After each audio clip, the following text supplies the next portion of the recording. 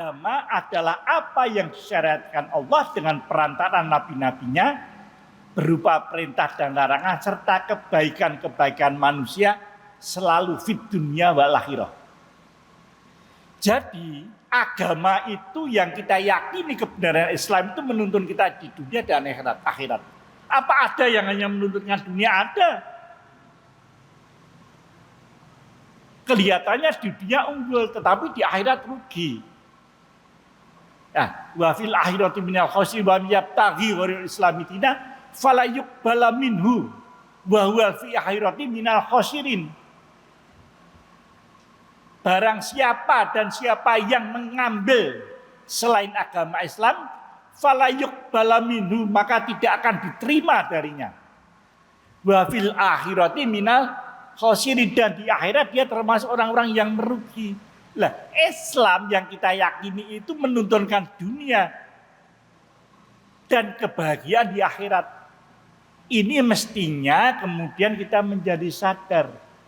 Agama yang memberikan perintah larangan kita wajib puasa. Puasa itu apa toh? Dari subuh sampai kok tidak boleh makan, tidak boleh minum. Sehat itu bukan tujuan puasa. Itu hikmah. Tujuan puasa itu menjalankan perintah Allah. Kemudian Allah mengatakan la'alakum tattaqun, agar kita beri perilaku takwa. Maka kemudian menjadi penting kembali lagi soal hawa nafsu. Agama itu membebaskan manusia dari hawa nafsu yang dipengaruhi kebiasaan yang 2-3 nomor lalu saya sampaikan. Jangan sampai kita beragama itu wis podo date, wis biasane kok poso ngopo to? Ayo biasane poso kok.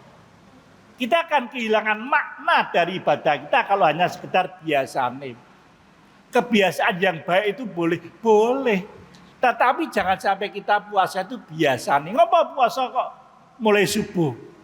Habis biasane ngono. Jangan sampai kita seperti itu. Kenapa puasanya subuh? Allah memerintahkan melalui Rasulnya puasanya dari subuh. Sebab kalau kemudian dihitung-hitung sendiri, sing penting 12-13 jam, ya wis aku le poso jam 6, nanti le sahur jam 09 bengi. Boleh enggak? Ya enggak boleh. Ini maka harus kita jadi puasa itu bukan sekedar menahan lapar dan haus, bukan sekedar itu. Waktunya saja sudah ditentukan. Mulai dari terbit fajar sampai tenggelamnya matahari. Sehingga kok kenapa seperti itu? Bukan sudah jumlah waktunya. Tetapi memang Allah menentukan seperti itu. Sehingga puasa kita bukan sekedar kebiasaan. Kalau kebiasaan nanti nilainya pasti berbeda. Ngopo puasa ben sehat? Enggak ada. Bahwasanya sehat dengan makanan yang terbatas itu hikmah. Itu akibat dari yang memang pasti Allah memberikan kebaikan dari ibadah kita. Nah, cuman persoalannya agama itu kan turun dari Allah 15 abad yang lampau. Muhammadiyah melalui Kiai Haji Ahmad Dahlan menjelaskan ini seabad yang lampau. Loh kalau begitu agamanya sudah tidak bukan itu. Tetapi perlu penyegaran pemahaman kembali dalam abad sekarang ini. Nah, Sekretaris Umum Pimpinan Pusat Muhammadiyah Pak Mukti itu mencoba memberikan gambaran. Kenyataannya agama di era disrupsi. Apa disrupsi itu? Sesuatu yang kemudian dinamikanya itu tidak lurus tapi loncat-loncat gitu ya, disrupsi itu. Penuh keterkejutan yang kadang-kadang tidak. Kemarin kita baca Crazy Rich, apa Crazy Rich itu? Yang beberapa hari lalu itu menjadi populer. Orang kaya baru yang gila-gilaan lah. Bisa mendapat kekayaan dalam waktu yang mendadak luar biasa. Dia hanya menjual data kok bisa luar biasa itu. Ini dulu nggak mungkin.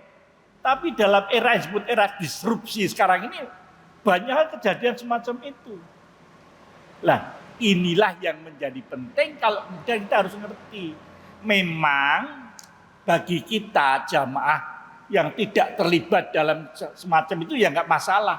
Tetapi setidaknya ngerti loh, kok iso dadaan yuk sugih banget iki ngopo toh. Dulu kalau kita mau membeli sesuatu ke pasar, ke toko. Sekarang kan buka HP aja beli sesuatu klek-klek, besok udah datang sendiri. Yang dulu nggak pernah kita pikirkan. Sekarang apa-apa, ada orang tanya pada saya, Mas, buka sih langsung debit. Tetapi apakah itu menjadi kebenaran? Tetap harus dikoreksi. Makanya kemudian, single.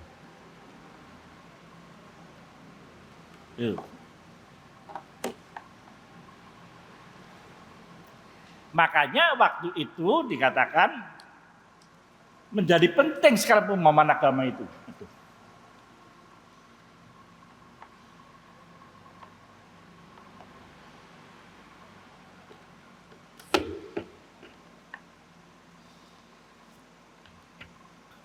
Menjadi penting pemahaman agama itu. Lembaga-lembaga keagamaan sekarang menjadi lemah dalam batasan tertentu. Jadi kita tidak bisa lagi hanya yang seperti ini tetap harus dilakukan, tetapi kita harus melihat orang-orang yang kemudian karena waktunya tersita dengan yang lain, maka organisasi agama seperti Muhammadiyah Jamaah Masjid juga harus memberikan yang lain.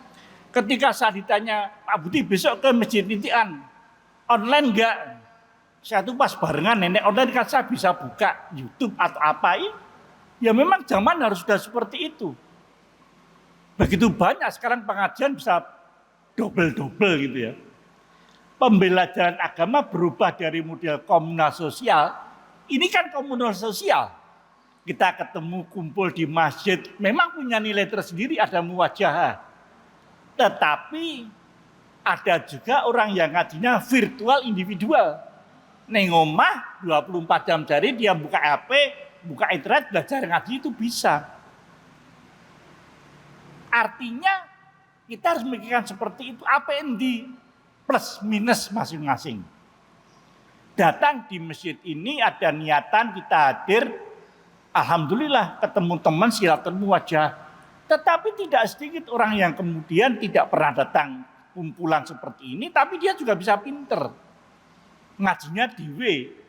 Lah plus minus kalau dia ketemu guru virtualnya benar ya alhamdulillah. Coba sekarang orang ngaji. Mau ngaji dengan Ustadz Hadi Hidayat. Mau ngaji dengan Ustadz Abdul Somad. Mau ngajinya dengan Gus Baha. Itu kan nggak ada yang bisa mencegah. Ya. Tetapi kita harus ingat yang virtual individual itu nggak cukup. Tetap butuh yang seperti ini komunal sosial. Ketemu. Mas, kayak sing tinggal kayak Ustadz kayak kira-kira kok rapas bener ora.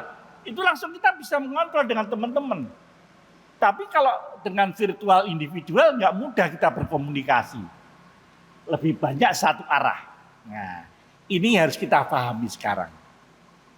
Berbeda dulu, kowe kok dari pendapatmu ngono misalkan ibu dengan anaknya. Aku maca ning internet kok. Nggak mudah, ora oleh. Nggak mudah kita hanya sekedar mengatakan melarang tidak boleh.